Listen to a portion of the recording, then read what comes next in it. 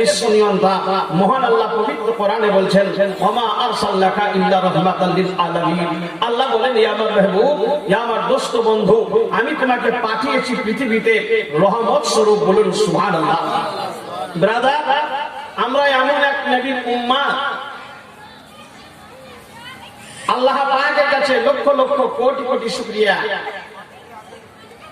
যে নবী মুহাম্মদুর রাসূলুল্লাহ সাল্লাল্লাহু তাআলা আলাইহি ওয়াসাল্লামের উম্মাহ সবচেয়ে শেষে এসেছে, কিন্তু রোজ কিয়ামতের মাঠে বিচারের পরে সবচেয়ে আগে জান্নাতে যাবে। বলুন সুবহানাল্লাহ। সবচেয়ে আগে নবী মুহাম্মদুর রাসূলুল্লাহ সাল্লাল্লাহু তাআলা আলাইহি ওয়াসাল্লামের উম্মাহ জান্নাতে যাবে। ব্রাদার, যে নবী মুহাম্মদুর রাসূলুল্লাহ সাল্লাল্লাহু তাআলা আলাইহি ওয়াসাল্লামকে বলা হয়েছে ওমা হুয়া আলাল গায়বি বিদালিল, নবী গায়বের কথা বলতে, অজানা কথা জানিয়ে দিতে কোনো মুহূর্তে কোনো সময় দেরি করতেন না। ইহানা দয়ার নবী কালিকামলিওয়ালা মুস্তাফা সাল্লাল্লাহু তাআলা আলাইহি ওয়াসাল্লাম সমস্ত জীব জানোয়ারের বলি বুঝতে পারতেন, সমস্ত জানোয়ারের বলি বুঝতে পারতেন। ব্রাদার, রেহান দয়ার নবী, মায়ার নবী একদিন রাস্তা দিয়ে হেঁটে আসে। একটি কথা ভাববেন, দেখতে গেলে পৃথিবীর সমস্ত মানুষই একটা শিকারী, শিকার করার জন্য সবাই বের হয়, শিকার করার জন্য সবাই বের হয়। কেউ মাঠে যায়, কেউ হাটে যায়, কেউ আরো অন্যান্য জায়গায় যায়, কিন্তু কেউ কিছু নেওয়ার জন্যই যায়। একজন শিকারী শিকার করার জন্য বের হয়েছে, বড় চালাক ছিল, প্রচন্ড বুদ্ধিজীবী ছিল। যে যেটা কাজ করে তার সেই দিক দিয়ে জ্ঞান পরিবা খুব তীক্ষ্ণ হয়। শিকারী যাওয়ার পরে একটি ফাঁকা মাঠে সুতোর জাল ধরে পেতে দিয়েছে। জঙ্গলে একটা লাঠি নিয়ে ঢুকে গাছপালায় মারে। যদি কোনো পাখি, যদি কোনো জানোয়ার জঙ্গল থেকে বেরিয়ে চলে যায়, তাহলে আমার জালে পড়ে যাবে, আমার ফাঁসে সে পড়ে যাবে, আমি তাকে ধরে নেব। ও ব্রাদার, যেমনই শিকারী জঙ্গলের ভিতরে চলে যাওয়ার পরে ওইভাবে লাঠি মেরেছে, শুধুমাত্র কয়েকদিন হয়েছিল একটি হরিণী বাচ্চা দিয়েছিল। দুটো বাচ্চা দেওয়ার পরে দেখবেন মা বোনেরা, কোন মায়েদের যখন বাচ্চা হয় খিদা কিন্তু প্রচন্ড পায়।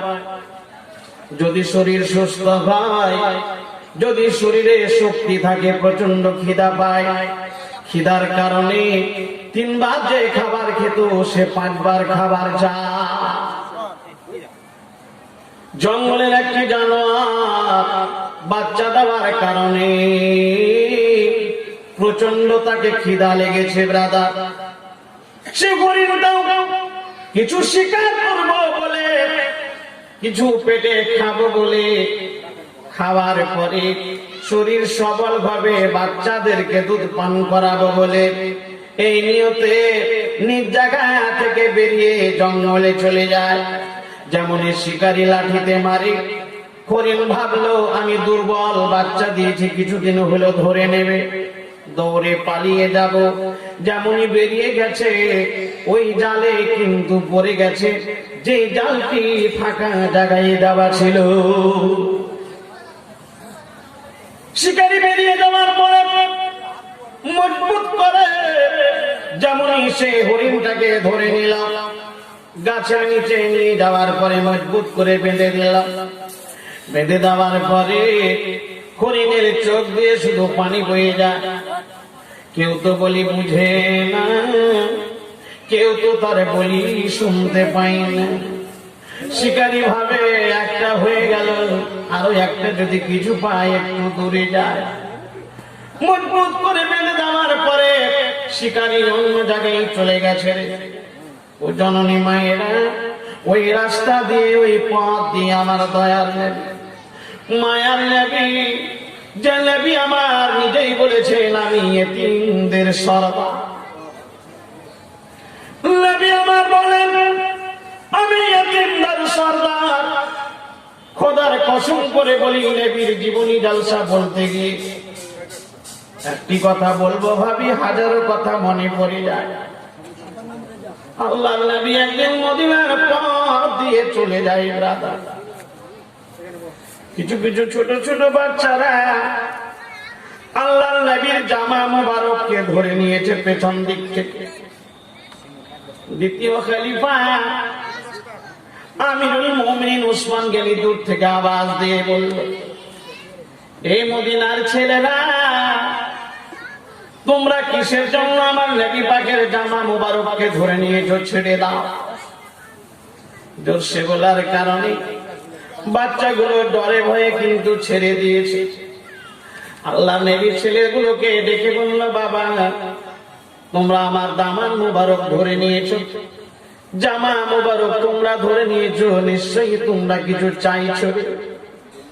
বলো তোমরা কি চাও, বলো তোমরা কি নিতে চাও। ছোট ছোট ছেলেরা মিষ্টি জিনিস খেতে বড়ই ভালোবাসে। ছেলেগুলো বলল, ইয়া রাসূলুল্লাহ, ইয়া হাবিবাল্লাহ, ইয়া নবী পয়গম্বর, আমাদেরকে প্রচন্ড খিদা পেয়েছে, আমরা কিছু মিষ্টি জিনিস খেতে চাই। নবী বললেন, বাবারা, ওই যে সামনে একটি দোকান গো, ওই দোকানে যাও, আমার নাম নেবে, পেট পূর্ণ করে খাবার খেয়ে তোমরা বেরিয়ে যাবে। হযরতে আমিরুল মুমিনিন হযরতে উসমান গনিকে ডাকলেন নবী আমার। হযরতে আমিরুল মুমিনিন উমরে ফারুককে ডাকলেন। উমরে ফারুককে ডেকে বলছেন, উমর, এইভাবে ছেলেদেরকে আওয়াজ দেবে না, তারা ভয় পাবে, তারা ডর করবে। হযরতে আমিরুল মুমিনিন উমরে ফারুক রাদিয়াল্লাহু তাআলা আনহু বললেন, ইয়া রাসূলুল্লাহ, ইয়া হাবিবাল্লাহ, নবী গো, আপনার জামা মুবারক ধরে নিয়েছিল, আমি সহ্য করতে পারিনি নবী, তার জন্য তাদেরকে আওয়াজ দিয়েছিলাম, ইয়া রাসূলুল্লাহ। আল্লাহর নবী চলে যায়। 8 থেকে 10 বছরের একটি ছেলে দুরু দুরু করে হেঁটে চলে আসে। ছেলেটিকে আল্লাহর নবী ডেকে মিষ্টি পানা আওয়াজ দিয়ে বললেন, বাবা, বলো বলো তুমি কেমন আছো গো? ও জননী মায়েরা, জীবনী জালসা শুনতে এসেছেন, জালসা শুনুন, কিছু নিয়ে যান, আল্লাহর নবীর আদর্শ কিছু নিয়ে যান।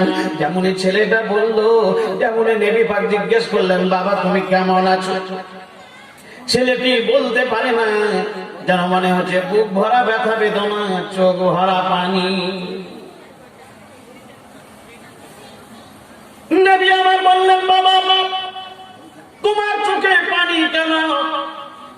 এইভাবে কান্না কান্না ভাব করে কেন তুমি আমার সামনে? ছেলেটি সহ্য করতে না পেরে বলছেন, ওগো মহামানব, ওগো আল্লাহর রাসূল, আল্লাহর পয়গম্বর, শুনেছিলাম কানে আপনি বড়ই ভালো মানুষ, আপনার মতো মানুষ পৃথিবীতে আর কেউ নাই, ইয়া রাসূলুল্লাহ। নবী গো, এই জন্য আমি কাঁদছি। আমি পৃথিবীতে আসার পরে পরে আমি আমার মাকে দেখিনি, মা আমার বিদায় নিয়েছিল, মারা গেছিল, ইয়া রাসূলুল্লাহ।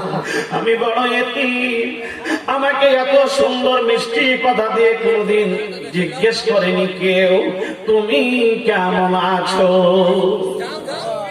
বলে নবী গো, ইয়া রাসূলুল্লাহ, ইয়া হাবিবাল্লাহ, নবী, আপনার কথাবার্তা শুনে আমার মন খানা বড় ঠান্ডা হয়ে গেল। নবী আমার সেই ছেলেটাকে দেখে আদর করে মাথায় হাত বুলালেন। ও ব্রাদার, জনাবি আকা মুহাম্মদুর রাসূলুল্লাহ সাল্লাল্লাহু তাআলা আলাইহি ওয়াসাল্লামের প্রতি কুরবান হয়ে যান। ছেলেটিকে আদর করে ডেকে বলল, বাবা, তোমার কাছে যে একটি লাল পাখি থাকতো, সেই পাখিটা কোথায়? বলা যাবে না সুবহানাল্লাহ? তোমার কাছে যে একটি লাল পাখি থাকতো, সেই পাখিটা কোথায়? ছেলেটি চিৎকার করে কেঁদে উঠল আর বলল, ইয়া রাসূলুল্লাহ, ইয়া হাবিবাল্লাহ, আপনি জমিন ও আসমানের মালিক, আপনি আল্লাহর পয়গম্বর, আল্লাহর হাবিব, আল্লাহর দোস্ত, আপনি তো আমাকে ভালোবাসেন বটে। আমার হাতে যে একটি লাল পাখি থাকতো, সেই পাখিটারও আপনি খোঁজ রেখেছে, আর নাম হচ্ছে ওমা আরসালনাকা ইল্লা রাহমাতাল লিল আলামিন। ব্রাদার, যেটা বলতে চাইছিলাম, সেই শিকারী মজবুত করে গাছের নিচে বেঁধে দিয়েছে হরিণটাকে। সেই পথ ধরে আমার রহমতের নবী দয়ার নবী, যিনি মক্কার ফুল, মদিনার দুল, জনাবে আকা মুহাম্মদুর রাসূলুল্লাহ সাল্লাল্লাহু তাআলা আলাইহি ওয়াসাল্লাম হেঁটে আসে। দেখছেন হরিণটা কাঁদছে, আর নিজের বলিতে কিছু বলছে। হরিণটা কি বলে সেটা আমার নবী জানতে পারে কিনা বলুন? পারে, মাশাআল্লাহ জানতে পারে। নবী আমার বললেন, তোমার কি দুটো বাচ্চা আছে? বলছে ইয়া রাসূলুল্লাহ। নবী গো, আপনি যদি আমাকে কিছুক্ষণের জন্য ছেড়ে দিতেন ইয়া রাসূলুল্লাহ, আমি সেই জায়গায় যাবার পরে দুটো বাচ্চাকে দুধ পান করিয়ে আবার ফিরে আসতাম। নবী আমার হরিণটাকে ছেড়ে দিলেন। ছেড়ে দেওয়ার পরে আল্লাহ রাসূল রশিখানাকে নিয়ে নিজের হাতে জড়ে চুপ করে বসে বসে। হরিণ চলে গেল, একটা জানোয়ার নিজ জায়গায় চলে গেল, যে গুহাতে, যেই জায়গায় তার দুটো বাচ্চা। একটু পরে সেই শিকারী হাজির। শিকারী হাজির হয়ে যাওয়ার পরে শিকারী বলছে, আপনি কে? এখানে আমার হরিণ ছিল, হরিণটা। সে বলল, আমার রহমতের নবী বলছে, বলে শোনো, তোমার হরিণ এখনই আসে। আচ্ছা বলুন, এই জায়গাতে খাঁচাতে একটা ছেলেরা খুব সুন্দর টিয়া পাখি হরিণ রেখেছে। এখন মৌলানা আলিমউদ্দিন সাহেবকে যতই ভালোবাসে, মুফতি আমজাদ হোসেন সিন্নানী সাহেবকে যতই ভালোবাসে, যদি আসার পরে ওই খাঁচা থেকে পাখিটাকে ছেড়ে দেয়, রাগ দুঃখ কত হবে। ছেলেটা পাগলের মতো ধীরে বলবো মনে করে ধীরে বলতে পারবে না, জোরে আওয়াজ দিয়ে বলবে, ছেড়ে কেন দিলে পাখিটা? আপনি কি আনতে পারবেন? শিকারী বলছে, সে হরিণটা আমার ছেড়ে কেন দিয়েছে? আমার নবী বলছেন, ছেড়ে দিয়েছি, অল্প সময়ে ফিরে আসে। আচ্ছা বলুন, কত রাগ দুঃখ হবে যে জানোয়ারকে ছেড়ে দেওয়া হয় আর কি ফিরে আসে? অসম্ভব। আমার রহমতের নবী, দয়ার নবী জনাবে আকা মুহাম্মদুর রাসূলুল্লাহ সাল্লাল্লাহু তাআলা আলাইহি ওয়াসাল্লাম মৃদু হেসে মিষ্টিপানা আওয়াজ দিয়ে বলল, শিকারী গো, তুমি চিন্তা নেবে না, চিন্তা নেবে না, খুব অল্প সময়ে সেই হরিণটা আবার এই জায়গায় ফিরে আসবে। তর্ক বিতর্ক শুরু হয়। শিকারী বলে, আসবে না। আমার রহমতের নবী একবার মেজাজ নেন না, মিষ্টিপানা আবার দিয়ে বলল, বাবা ও শিকারী, তুমি একটু ধৈর্য ধারণ করো, অল্প সময়ে ফিরে আসবে রে, অল্প সময়ে ফিরে আসবে। ব্রাদার, ওই দিকে হরিণী কিন্তু চলে গেছে নিজ গুহাতে। নিজ জায়গায় চলে যাওয়ার পরে বাচ্চা দুটো দূরে বসা। বাচ্চা নিজের বলিতে বলে, বাচ্চারা আয় রে, জীবনের মতো দুধ পান করে নে, আয় আয়, তোরা জীবনের মতো দুধ পান করে নে বাবা। আবার চলে যেতে ঘরে জঙ্গলে। বাচ্চা দুটো কিছু বলে না, বাচ্চা দুটো একবারও মায়ের দিকে তাকায় না। শেষ বেলায় বলল, বাচ্চা আয়, তাড়াতাড়ি দুজনে দুধ পান করে নে। এই জন্য তোদেরকে দুধ পান করার জন্য আমি আমার রহমতের নবীর হাতে রশি দিয়ে চলে এসেছি। আইরে আয়, তাড়াতাড়ি তোরা চলে আয় রে, তোদেরকে দুধ পান করার পরে আবার চলে যাব। বাচ্চা দুটো ফিরে তাকাইলেন। শেষ বেলায় গরিবের চোখের পানি ছেড়ে দিয়ে বাচ্চাদেরকে যেভাবে আওয়াজ দিতে হয়, বাচ্চাদেরকে যেভাবে ডাকতে হয়, ওইভাবে বাচ্চাদেরকে ডাকে রে। মায়ের আওয়াজ বড় মিষ্টি আওয়াজ, গাদা। খোদার কসম করে বলি, আর পৃথিবীতে সবচাইতে মিষ্টি বলি সেটা হচ্ছে মা, মা, মা, মা। এত মিষ্টি বলি, এত সুন্দর আওয়াজ, এত সুন্দর আওয়াজ। ব্রাদার, আসল মায়ের কথা বলবো সামনে। দয়ার নবী কালী কামলিওয়ালা মুস্তাফা এদিকে গাছের তলা বসা, ওইদিকে হরিণী কিন্তু বাচ্চাদেরকে ডাকে, বাছারাই। তাকাই না, একবারও তাকাই না।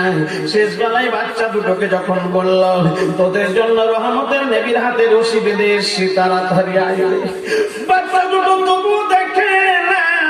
শেষ বেলায় বাচ্চার দিক থেকে আওয়াজ আসছে, গেছে, এ মা তুমি এত বদমাশ মা, তুমি এত বদমাশ মা, তোমার দুধ আমরা জীবনে কোনদিন পান করব না।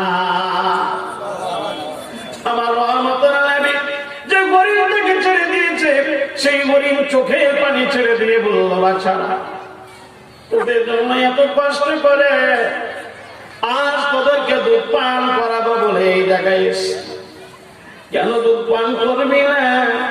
কেন তোরা দুধ খাবি না? আর জীবনে আসতে পারবো না, আমি শিকারীর হাতে পড়ে গেছি, আয় তাড়াতাড়ি আয়। সেই বাচ্চা দুটো আবার আওয়াজ দিয়ে বলল, এ বাবা তোমার দুধ পান করবো না, তুমি এত নিষ্ঠুর মা, তুমি এত বদমাশ। আমার সেই হরিণটা কেঁদে কেঁদে নিজের বলিতে বললো, আমি কোথায় নিষ্ঠুর হলাম, কোথায় হলাম বদমাস? তোদেরকে দুধ পান করার জন্য এত কষ্টে এসে শেষ বেলায় হরিণের বাচ্চা দুটো কি বলছে দেখো, যেই বাপ রহমতের নবীকে হাতে রশি দিয়ে আসতে পারে বাচ্চাদেরকে দুধ পান করার জন্য, ওই মা নিষ্ঠুর, ওই মা বদমাস। যতক্ষণ অব্দি রহমতের নবীর কাছে নিয়ে যাবে না, তোমার তরফ থেকে নবীর কাছে ক্ষমা চাইতে না পারবো, জীবন যাই যাবে, দুধ পান করবো না। ও দাদা,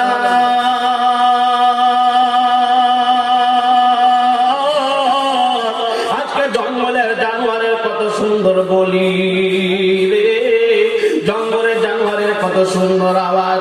বাচ্চা দুটো মায়ের কাছে হাজির হয়ে গেল, মা এবং দুটো বাচ্চা কান্না করতে করতে রহমতের নবীর দিকে রওনা হলো। ওই পথ ধরলো, ওই পথ অবলম্বন করলো, যেই সামনে যাওয়ার পরে আমার রহমতের নবীকে পাওয়া যাবে, আমার রহমতের নবীকে দেখা যাবে। হরিণটা ধীরে ধীরে ধীরে ধীরে ধীরে ধীরে চলে যায়। বাচ্চা দুটো কাঁদে আর বলে, মা কোন গাছের তলায় রহমতের নবী আছে গো, কোন গাছের তলায় রহমতের নবী আছে, ওই জায়গায় যাব, রহমতের নবীর কাছে আগে যাব, আগে গিয়ে তোমার তরফ থেকে ক্ষমা চাইবো গো মা। যদি ক্ষমা পাই তবে কোনদিন দুধ পান করব, যদি ক্ষমা না দেয় জীবন যাবে, দুধ পান করব না। রহমতের নবীকে দূর থেকে হরিণটা দেখিয়ে দিল, আমার বাছারা, আমার কলেজের টুকরা, আমার বাছারা শোনো রে, ওই দেখো রহমতের নবী গাছের নিচে বসে। বাচ্চা দুটো দৌড়ে